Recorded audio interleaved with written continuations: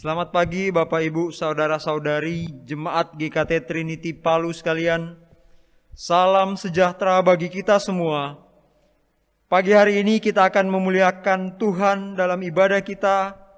Mari kita semua datang kepada Allah Tritunggal dengan membawa rasa hormat dan syukur kita kepadanya.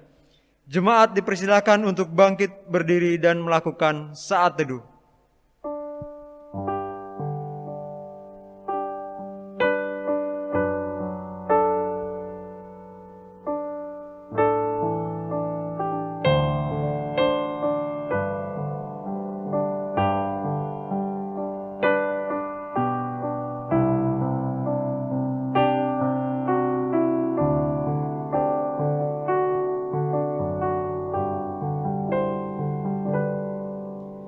Ibadah kita hari ini dimulai dengan satu pengakuan bahwa pertolongan kita datangnya dari Allah yang menjadikan langit dan bumi beserta segala isinya, dan yang tidak pernah meninggalkan hasil perbuatan tangannya. Turunlah kiranya atas kita sekalian kasih karunia dan damai sejahtera dari Allah Bapa, Anak dan Roh Kudus. Amin. Mari jemaat sekalian, kita memuji Allah Tritunggal dengan menyanyikan pujian dari KPPK nomor 66, Besar Setiamu.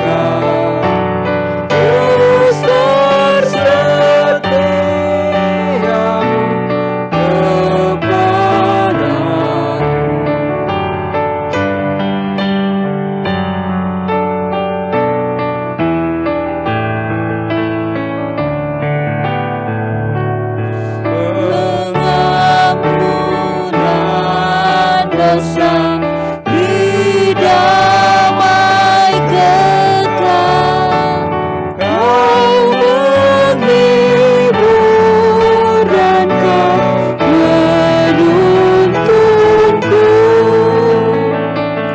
Kekuatan dan pengharapan kelak. Kasih setiamu selamanya. Besar setiamu, besar setiamu, yang diberikan kepadamu.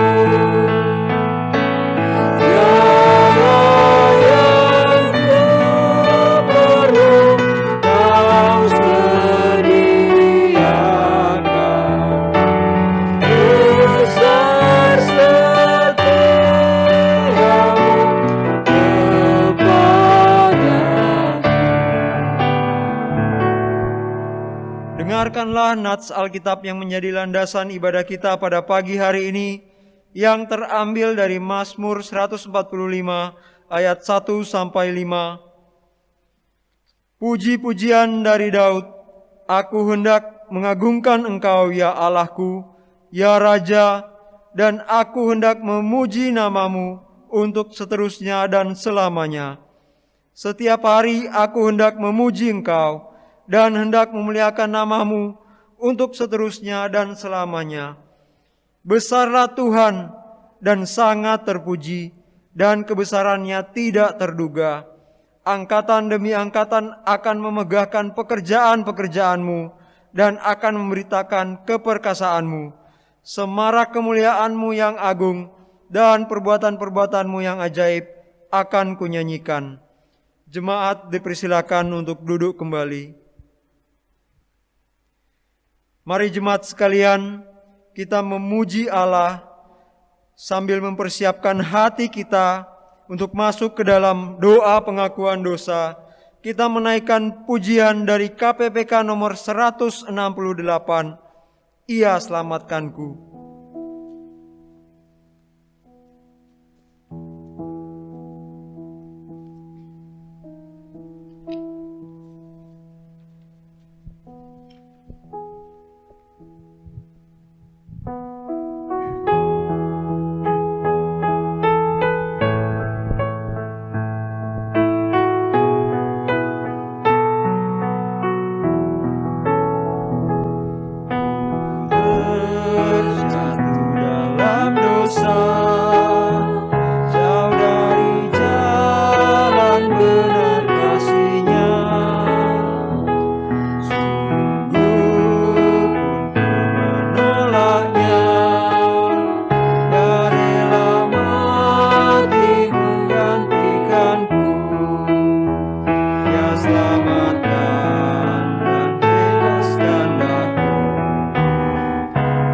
Golgota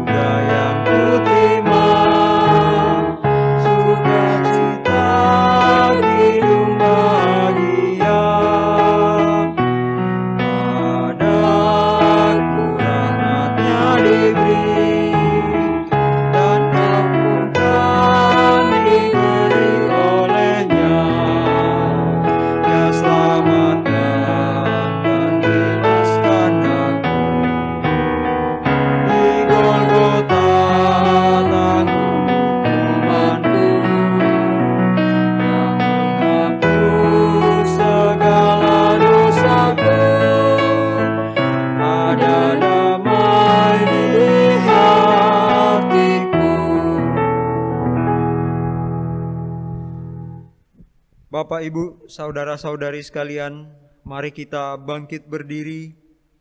Mari kita datang kepada Allah, memohonkan ampun atas dosa dan pelanggaran yang kita perbuat di hadapannya. Saya memberikan kesempatan kepada Bapak, Ibu, saudara-saudari sekalian untuk berdoa secara pribadi. Mari kita satu dalam doa. Tuhan Allah Bapa kami yang bertata dalam kerajaan surga, pada saat ini kami datang di hadapan-Mu, mengaku segala dosa dan kesalahan yang telah kami perbuat. Tuhan, kami adalah orang-orang berdosa. Kiranya Engkau mengampuni kami.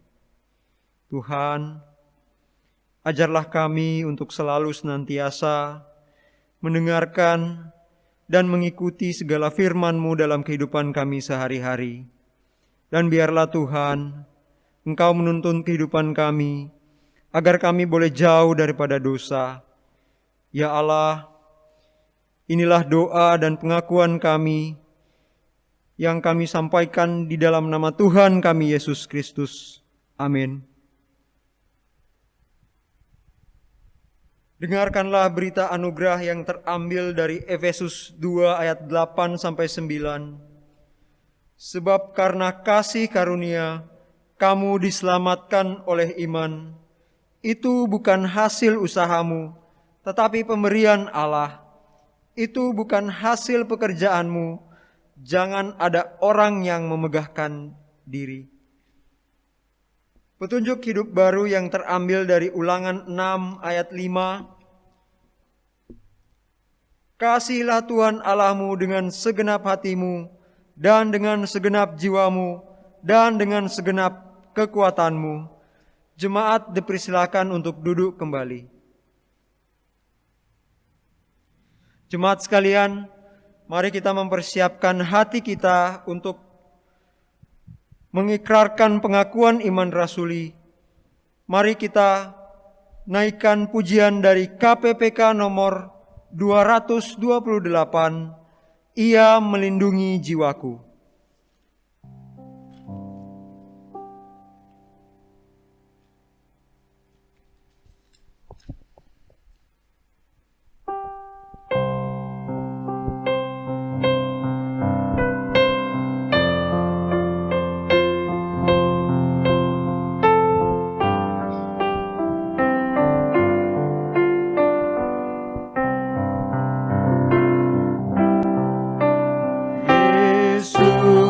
Kristus Juru Selamat yang ajaib, dan Tuhan sungguh milikku.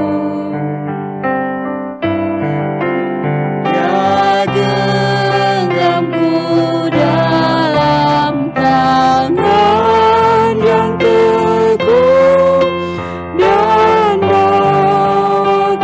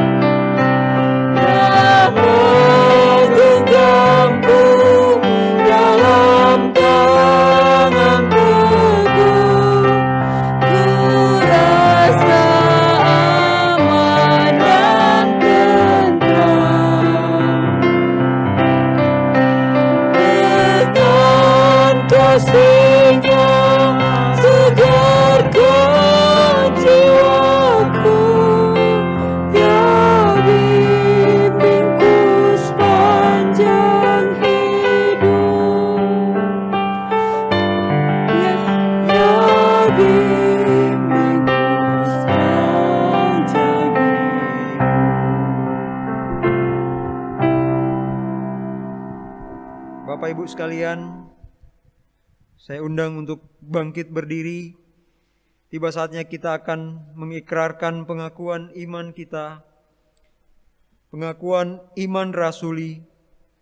Aku percaya kepada Allah, Bapa yang Maha Kuasa, Khalik langit dan bumi, dan kepada Yesus Kristus, anaknya yang tunggal Tuhan kita, yang dikandung daripada Roh Kudus, lahir dari anak darah Maria, yang menderita sengsara, di bawah pemerintahan Pontius Pilatus, disalibkan, mati dan dikuburkan, turun ke dalam kerajaan maut. Pada hari yang ketiga, bangkit pula dari antara orang mati, naik ke sorga, duduk di sebelah kanan Allah, Bapa yang Maha Kuasa, dan dari sana Ia akan datang untuk menghakimi orang yang hidup dan yang mati. Aku percaya kepada Roh Kudus, gereja yang kudus dan am, persekutuan orang kudus, pengampunan dosa, kebangkitan tubuh, dan hidup yang kekal. Amin. Untuk doa syafaat akan dibawakan oleh Saudara Frankie.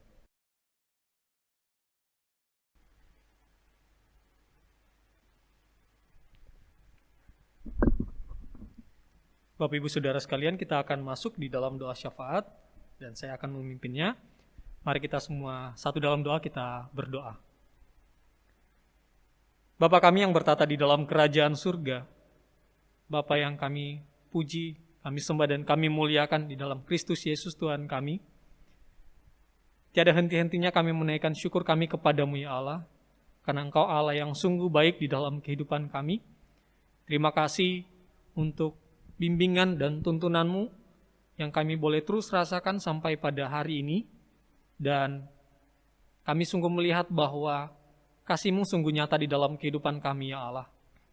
Pagi hari ini ya Tuhan, di tengah-tengah ibadah kami sungguh bersyukur kalau Tuhan masih memberikan satu kesempatan bagi kami untuk menaikkan setiap pergumulan dan permohonan kami kepadamu ya Allah. Karena kami tahu hanya kepadamu saja kami meminta, dan hanya kepadamu ya Tuhan sumber jawaban dari setiap doa-doa dan permohonan kami.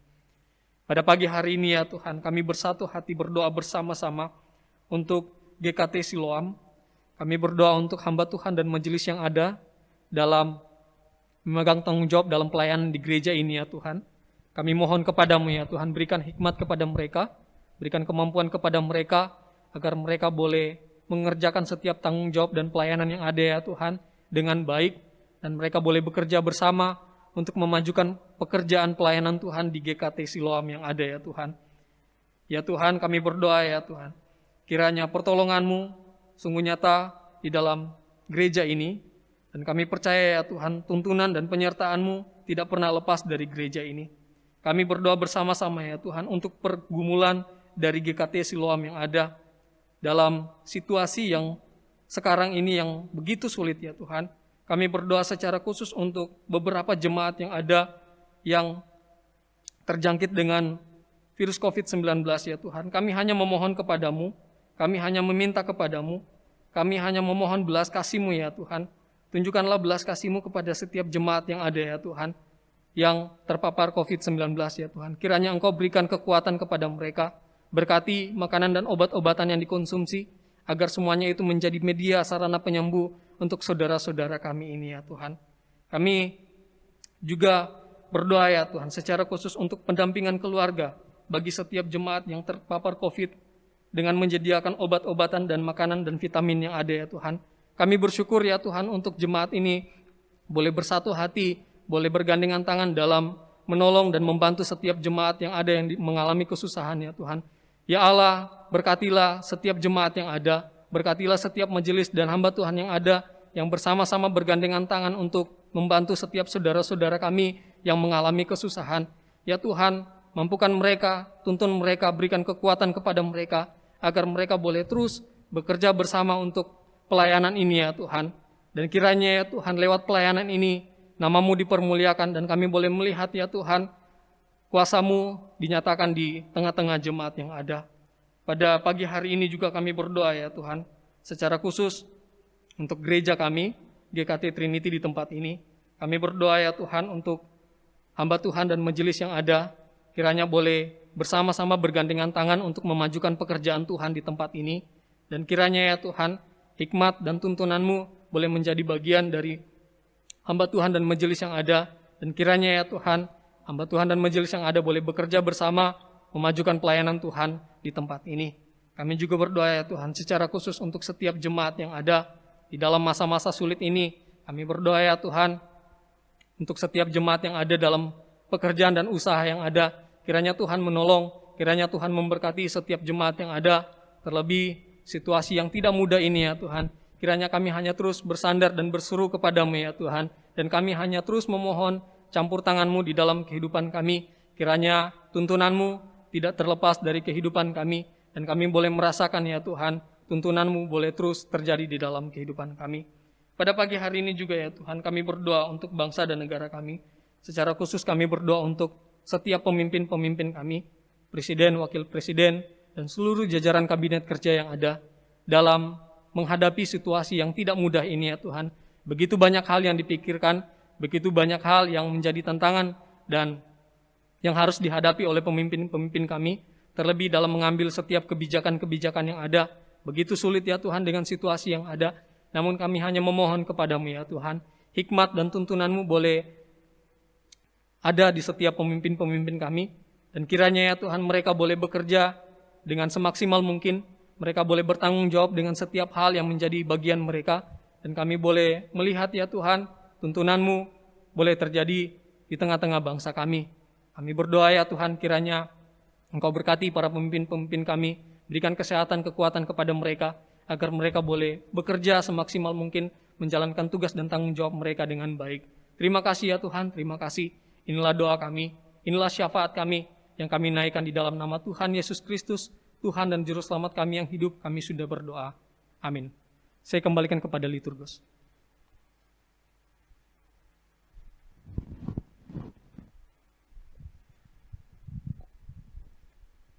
Jemaat dipersilakan untuk duduk kembali. Jemaat sekalian, tiba saatnya kita akan merenungkan kebenaran firman Tuhan. Oleh karena itu, marilah kita mempersiapkan diri kita melalui pujian yang akan kita nyanyikan dari KPPK nomor 270, Nuhiku dengan firman-Mu.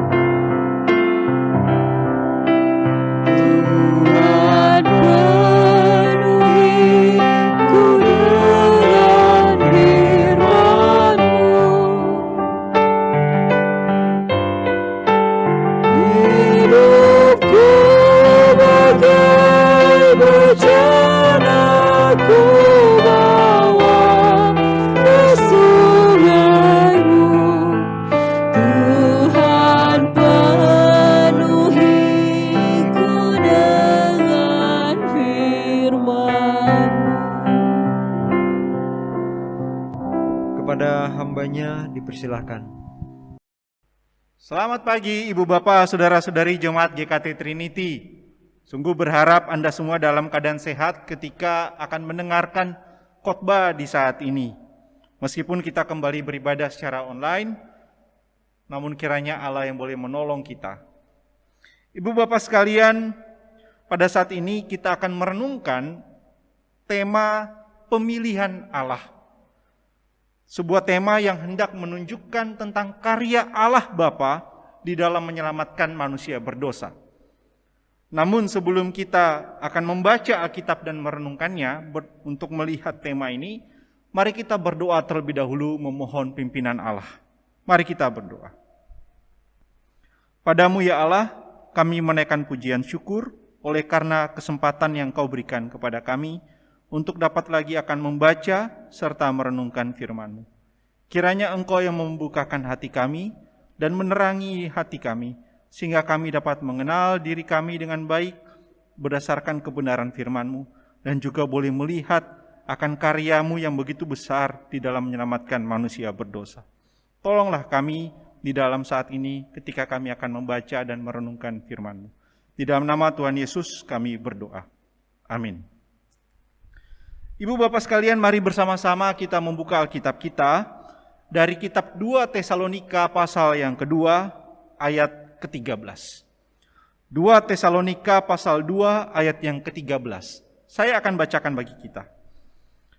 Akan tetapi kami harus selalu mengucap syukur kepada Allah karena kamu, saudara-saudara yang dikasihi Tuhan. Sebab Allah dari mulanya telah memilih kamu untuk diselamatkan dalam roh yang menguduskan kamu dan dalam kebenaran yang kamu percayai. Bagian ini silahkan diberi pembatas. Saya akan membacakan surat Paulus yang lain, yaitu kepada jemaat di Efesus. Efesus pasal 1 ayat 4 hingga ayat yang kelima. Efesus 1 ayat 4 hingga ayat yang kelima berbunyi demikian. Sebab di dalam Dia Allah telah memilih kita sebelum dunia dijadikan, supaya kita kudus dan tak bercacat di hadapannya. Dalam kasih, Ia telah menentukan kita dari semula oleh Yesus Kristus untuk menjadi anak-anak-Nya sesuai dengan kerelaan kehendak-Nya. Ibu Bapak sekalian, sebagaimana yang saya sampaikan di awal tadi, bahwa pada hari ini atau saat ini kita akan merenungkan tentang karya Allah Bapa di dalam menyelamatkan manusia berdosa. Kalau pada minggu-minggu yang lalu kita telah melihat dan merenungkan bagaimana seluruh umat manusia itu telah jatuh ke dalam dosa dan penderitaan karena pelanggaran Adam. Dan dalam keadaan yang begitu mengerikan ini, manusia tidaklah dapat menolong dirinya sendiri, apalagi untuk menolong sesamanya. Bahkan untuk mengharapkan sesamanya manusia berdosa untuk menyelamatkan dirinya, tidak dapat. Maka di dalam keadaan yang begitu mengerikan ini, hanya Allah saja yang dapat menyelamatkan kita. Dan itulah yang dilakukan Allah. Allah tidaklah membiarkan umat manusia menjadi binasa dalam dosa dan penderitaan. Allah pun di dalam kekekalan, sebagaimana yang kita baca tadi, telah memilih sejumlah orang untuk diselamatkan. Nah, pemilihan ini yang merupakan karya kemurahan Allah Bapa bagi orang berdosa. Jemaat sekalian, dalam kehidupan kita yang namanya pemilihan terhadap sejumlah orang itu bukanlah sesuatu yang asing lagi. Sebagai negara demokrasi, kita melakukan pemilihan umum setiap 5 tahun sekali untuk memilih sejumlah orang yang akan menjadi pemimpin bangsa kita. Nah, ketika kita memilih sejumlah orang tersebut, maka biasanya kita akan melihat rekam jejak atau track record mereka. Seperti apa mereka di dalam pengalaman kepemimpinan mereka, atau kalau mereka pernah menjabat di pemerintahan yang sebelumnya, maka seperti apa karya mereka di dalam pemerintahan sebelumnya. Namun yang pasti semua ini menunjukkan bahwa pemilihan kita kepada orang-orang itu didasarkan pada kelebihan atau kualitas yang baik dari orang-orang yang kita pilih. Nah, ini yang dinamakan dengan pemilihan bersyarat. Karena kita memilih orang-orang itu berdasarkan sesuatu yang ada pada diri orang-orang tersebut. Pemilihan bersyarat ini ya juga bisa dapat kita lihat dalam konteks pergaulan anak-anak kecil. Kadang kalau kita melihat anak-anak yang bermain gitu ya, ketika mereka memilih teman yang bermain, misalnya waktu mereka mau bikin bertanding bersama-sama, entah bermain bola atau apa itu. Ketika seorang anak memilih temannya yang itu dan bukan temannya yang ini, untuk bermain bersama masuk di dalam timnya dia, maka pemilihan itu dilakukan berdasarkan kualitas yang ada pada diri temannya itu. Oh, yang ini jago nih main bola dibandingkan yang ini, saya pilih itu tuh. Jadi pemilihan itu dilihat dari apa kelebihan atau kualitas yang baik dimiliki temannya yang itu dan apa yang tidak dimiliki oleh temannya yang ini. Nah, inilah contoh juga dari pemilihan bersyarat. Tetapi ibu bapak sekalian, apakah pemilihan yang dilakukan Allah kepada sejumlah orang berdosa untuk diselamatkan itu adalah pemilihan bersyarat seperti contoh-contoh yang tadi saya berikan? Atau kalau berbeda dia seperti apa? Seperti apakah pemilihan Allah itu? Nah, itu yang hendak kita renungkan. Ibu bapak sekalian, pertama Alkitab menyatakan bahwa di dalam kekekalan Allah telah memilih sejumlah orang untuk diselamatkan. Dalam Efesus 1 ayat 4 yang kita baca tadi, Paulus menuliskan bahwa Allah telah memilih kita sebelum dunia dijadikan. Kalau dalam 2 Tesalonika 2 ayat 13, Paulus kembali memberikan keterangan yang serupa. Ia menuliskan, sebab Allah dari mulanya telah memilih kamu untuk diselamatkan. Perhatikan ya, keterangan subjek dan waktu yang diberikan oleh Paulus pada ayat-ayat itu. Allah telah memilih subjeknya, kapan keterangan waktunya? Sebelum dunia dijadikan. Kalau di 2 Tesalonika 2 ayat 13, Allah dari mulanya, keterangan waktu, dari mulanya. Dari mulanya apa yang dilakukan subjek? Allah telah memilih. Yaitu sebelum Allah menjadikan langit dan bumi beserta segala isinya ini, Allah telah memilih sejumlah orang. Maka ibu bapak sekalian, berdasarkan keterangan subjek dalam ayat-ayat ini, kita dapat melihat bahwa Allah sendiri yang berkehendak dan lebih dahulu memilih sejumlah orang guna diselamatkan. Bukan orang-orang itu yang lebih dahulu memilih Allah, karena mereka sendiri belum ada. Kan tadi dibilang, sebelum dunia dijadikan atau dari mulanya. Jadi jangankan mereka lahir, sebelum mereka lahir, bahkan dunia di mana mereka nanti akan lahir itu belum dijadikan, tetapi Allah telah memilih mereka supaya bisa diselamatkan. Jadi bukan mereka yang lebih dahulu memilih Allah, tetapi Allah yang lebih dahulu memilih mereka. Menariknya lagi ibu bapak sekalian, pemilihan ini dilakukan oleh Allah sejak di dalam kekekalan. Bahwa di dalam kekekalan sejumlah orang telah dipilih Allah untuk diselamatkan. Itu berarti karya penyelamatan terhadap manusia senantiasa menjadi rencana Allah. Bahkan sebelum dunia dijadikan dan sebelum orang-orang itu dilahirkan dan hidup dalam dunia. Maka kita dapat menghayati kalau berdasarkan keterangan waktu ini. Sebelum dunia dijadikan dari mulanya. Bahwa kasih Allah kepada manusia berdosa itu mendahului kasih manusia kepada Allah. Saya ulangi. Bahwa kasih Allah kepada manusia berdosa itu mendahului kasih manusia kepada Allah. Karena kasih Allah itu telah Ia tunjukkan sejak di dalam kekekalan. Tetapi jika demikian, Ibu Bapak, jika Allah telah memilih sejumlah orang untuk diselamatkan sebelum dunia dijadikan, maka apa sih yang menjadi dasar pemilihan Allah terhadap orang-orang itu?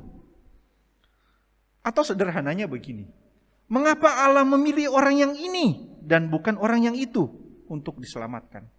Kalau seperti contoh yang tadi di awal saya berikan, kalau sewaktu seorang teman memilih temannya yang ini dan bukan yang itu karena dia melihat temannya punya kualitas yang baik.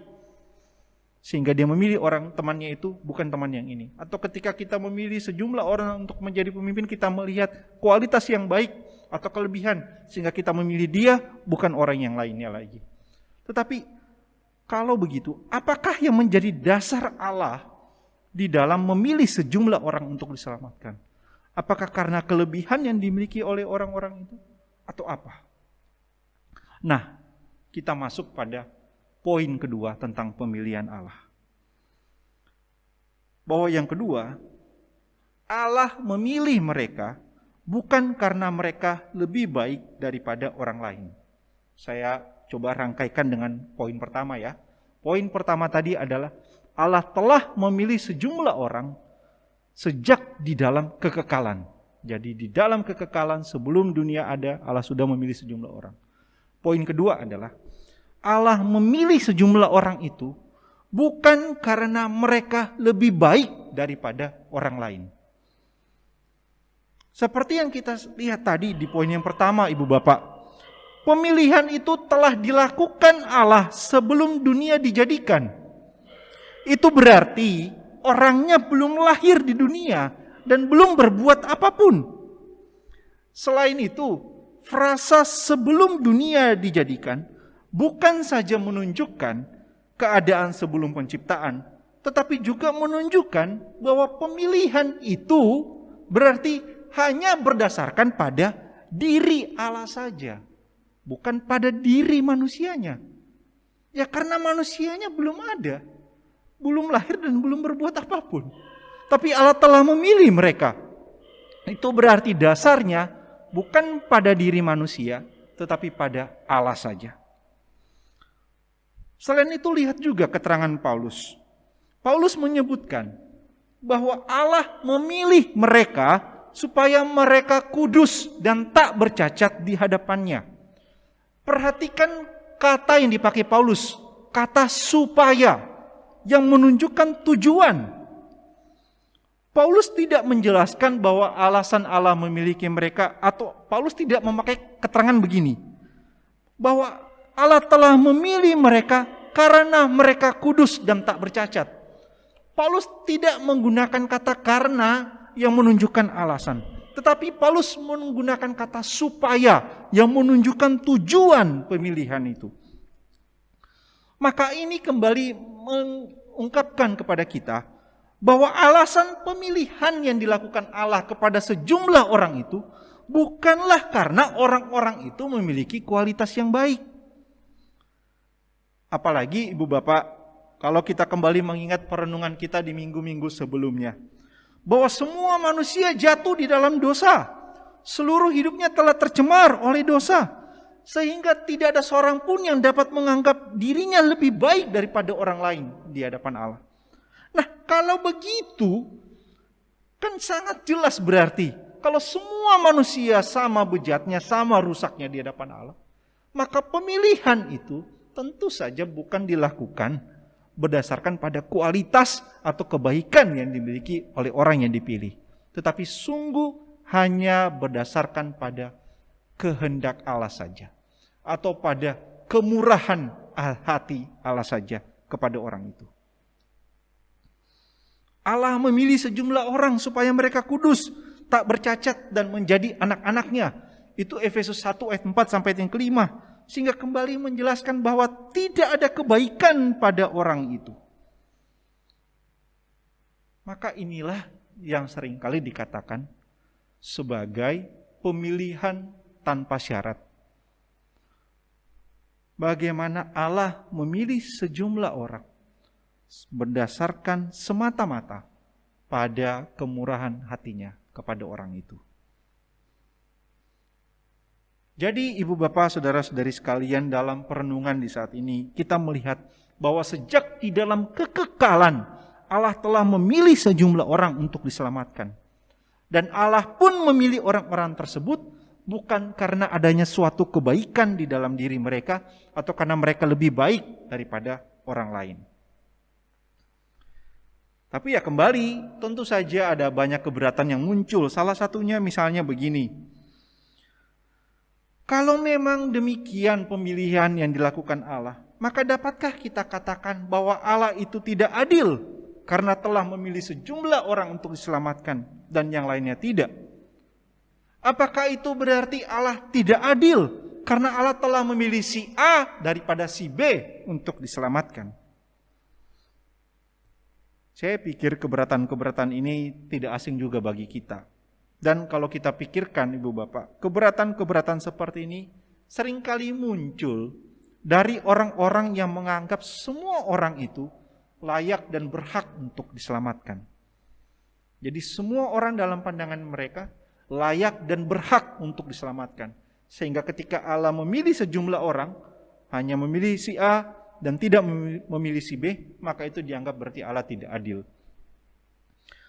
Padahal, ya Ibu Bapak, kalau kita ingat kembali, keberdosaan manusia di hadapan Allah, maka sesungguhnya tidak ada orang yang layak dan berhak untuk menerima keselamatan dari Allah. Siapa orang berdosa ini? Bukankah semua orang berdosa, termasuk saya dan Anda? Tidak ada yang lebih baik, semua sama-sama berdosa. Nah, karena semua orang berdosa termasuk saya dan Anda, maka justru sebagai orang berdosa, kita itu berhak dan layak untuk menerima keadilan dan murka dari Allah. Itu yang berhak dan layak untuk kita terima sebagai orang berdosa. Murka dan keadilannya Allah. Namun, Allah yang murah hati dan penuh kasih itu memilih sejumlah orang berdosa untuk diselamatkan. Kembali, bukan karena orang-orang itu lebih baik daripada yang lain, tetapi Allah memilih mereka sungguh karena kemurahan hatinya Allah saja. Dengan demikian, Ibu Bapak, Saudara-saudari, apakah kaitannya karya pemilihan Allah ini bagi umatnya, bagi kita? Begini, dengan menyadari bahwa Allah telah memilih kita berdasarkan kemurahan hatinya saja, maka tidakkah hati kita ini akan sungguh-sungguh dipenuhi dengan luapan ungkapan syukur untuk mengasihi dan memuji Dia di dalam kehidupan kita? Karena setelah menyadari kemurahan hati Allah di dalam memilih kita untuk diselamatkan, tidakkah hati kita ini akan dipenuhi dengan ucapan syukur dan pujian kepada Allah karena kasih-Nya itu? Yang kedua, tidakkah kita juga akan menjalani hidup ini dengan rendah hati di hadapan Allah dan sesama? Karena mengetahui bahwa tanpa karya pemilihan Allah, kita tidak akan dapat selamat. Maka tidak ada gunanya untuk memegahkan diri di hadapan Allah dan di hadapan sesama. Tapi kita justru semakin menjalani hidup ini dengan penuh kerendahan hati karena kasih Allah yang telah kita terima. Selain itu, Ibu Bapak, Saudara-saudari sekalian, dengan menyadari kemurahan hati dan anugerah Allah yang telah memilih kita untuk diselamatkan, maka kita juga perlu sungguh-sungguh bertekun dalam menjalani hidup ini. Kita perlu sungguh-sungguh bertekun supaya tidak tersandung atau berbuat dosa di hadapan Allah.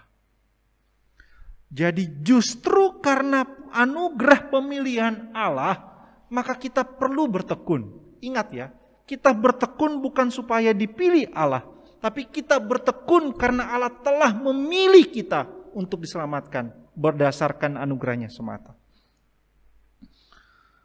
Maka kita perlu berjuang sungguh-sungguh menjalani hidup ini. Bertekun untuk sungguh-sungguh menjaga hidup ini supaya tidak tersandung oleh dosa. Ibu Bapak sekalian, dalam kehidupan kita bersama, kita kadang mengenal konsep tentang yang namanya hutang budi. Sampai-sampai ada peribahasa yang muncul yang juga kita miliki. Hutang emas dapat dibayar, hutang budi dibawa sampai mati.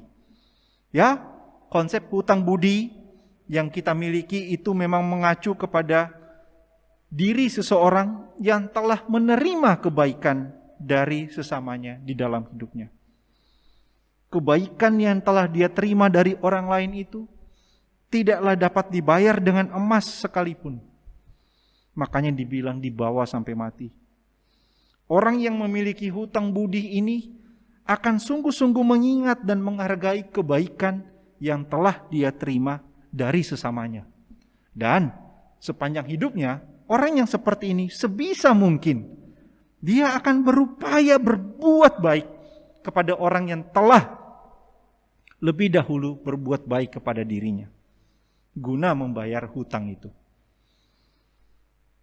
Ya, maksud saya begini Bu Bapak, kalau kita sendiri bisa paham dengan konsep hutang budi, sehingga bagaimana seseorang sungguh-sungguh akan bisa menjalani hidupnya dengan baik kepada orang yang telah berbuat baik kepada dirinya lebih dahulu, karena hutang budi yang dia miliki.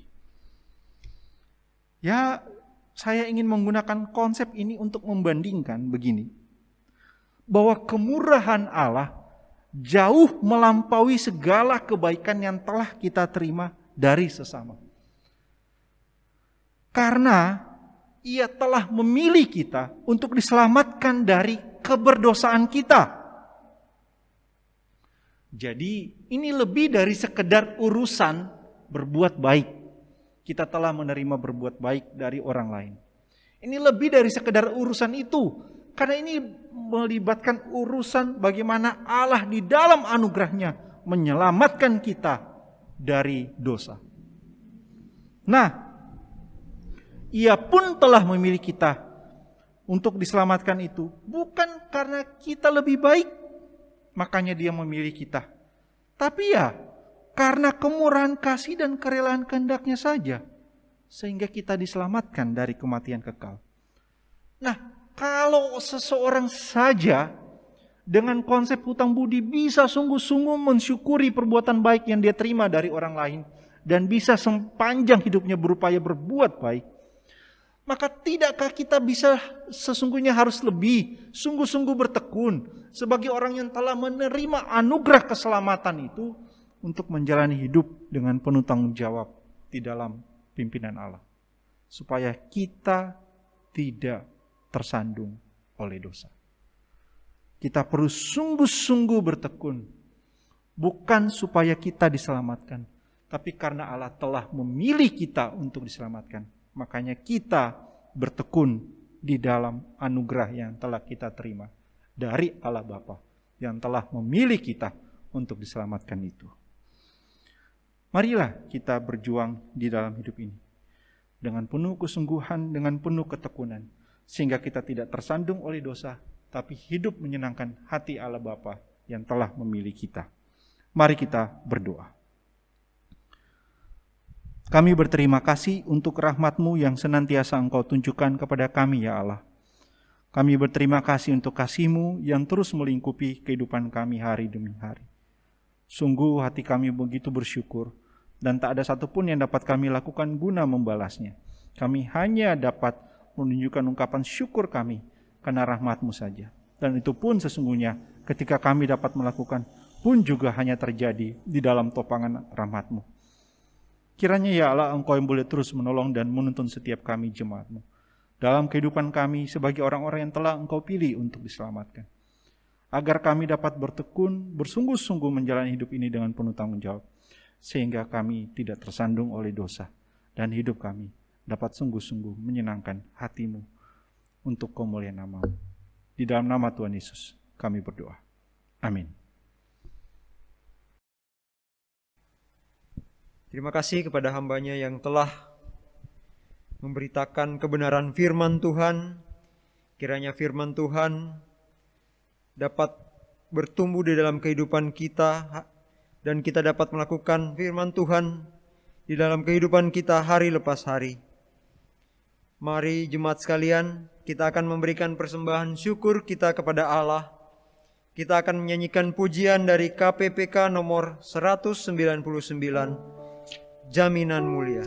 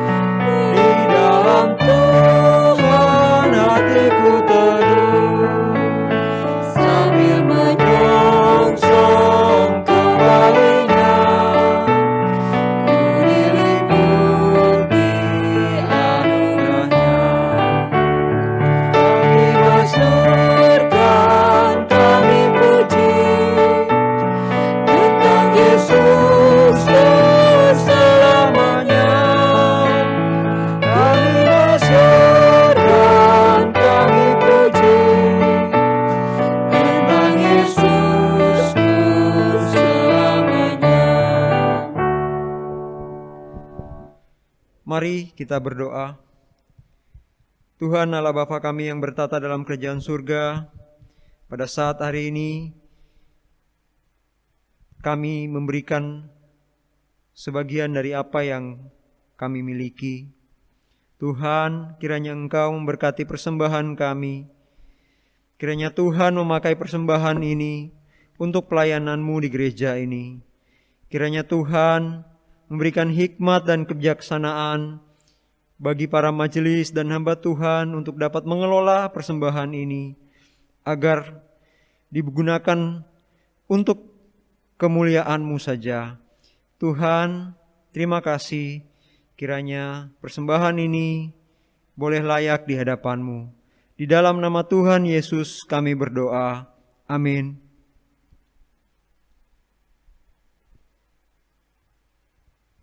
Untuk doksologi, dipersilakan kepada hambanya.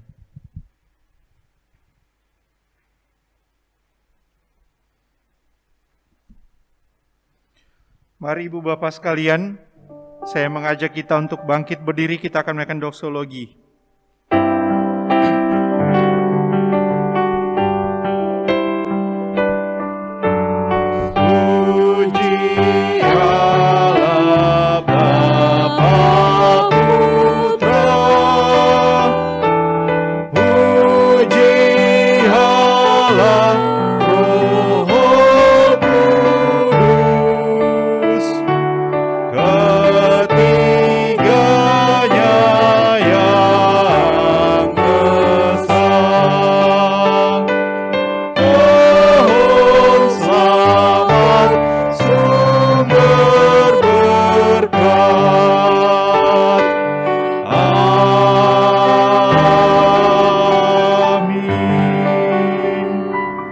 Mari kita mengarahkan hati kita kepada Allah dan marilah kita menerima berkat-Nya.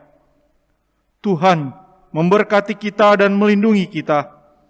Tuhan menyinari kita dengan wajah-Nya dan memberi kita kasih karunia. Tuhan menghadapkan wajah-Nya kepada kita dan memberi kita damai sejahtera dari sekarang hingga selamanya. Amin.